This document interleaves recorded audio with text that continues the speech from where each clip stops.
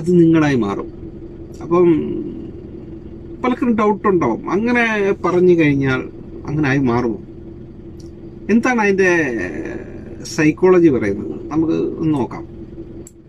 I am എന്ന വാക്കിന് ശേഷം നിങ്ങൾ എന്ത് പറയുന്നു അങ്ങനായി മാറും. ഇതിന് ഒരു ഉദാഹരണമായിട്ട് പറയുന്നത് മൂസാ നബി അള്ളാഹുവിനെ അല്ലെങ്കിൽ ദൈവത്തെ, ഗോഡ്സിനെ കാണാൻ വേണ്ടിയിട്ട്, അല്ലെങ്കിൽ മോശ പ്രവാചകൻ, നിങ്ങളുടെ വാല്യൂ അനുസരിച്ച് ചിന്തിക്കാം, ആദ്യമായിട്ട് കാണാൻ പോകുമ്പം ആ പർവ്വതത്തിൻ്റെ അടുത്ത് വെച്ചിട്ട് ദൈവം മോശയെ പരിചയപ്പെടുന്നതിന് മുമ്പേ യൂസ് ചെയ്യുന്ന വാക്കാണ് ഐ ആം ഗോഡ്. ഇത് പല ഇതിലും പറഞ്ഞിട്ടുണ്ട്. ഇത് വെച്ചിട്ടാണ് പറയുന്നത്. ഇതിന്റെ അർത്ഥം വേറൊരു തലത്തിലും കൂടെ ഉണ്ട്. ദൈവം അവന്റെ പ്രതിനിധിയായിട്ടാണ് മനുഷ്യനെ ഇവിടെ സൃഷ്ടിക്കപ്പെട്ടിരിക്കുന്നത്. ഇതാണ് അതിന്റെ സീക്രട്ട്. അതുകൊണ്ടാണ് പറയുന്നത് ഐ ആം എന്ന വാക്കിന് ശേഷം നിങ്ങൾ എന്ത് വേണോ യൂസ് ചെയ്തു. I am sad, I am good, I am the best.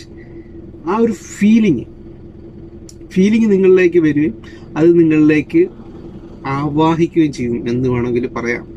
ഇതാണ് അതിൻ്റെ ആ സീക്രട്ട്.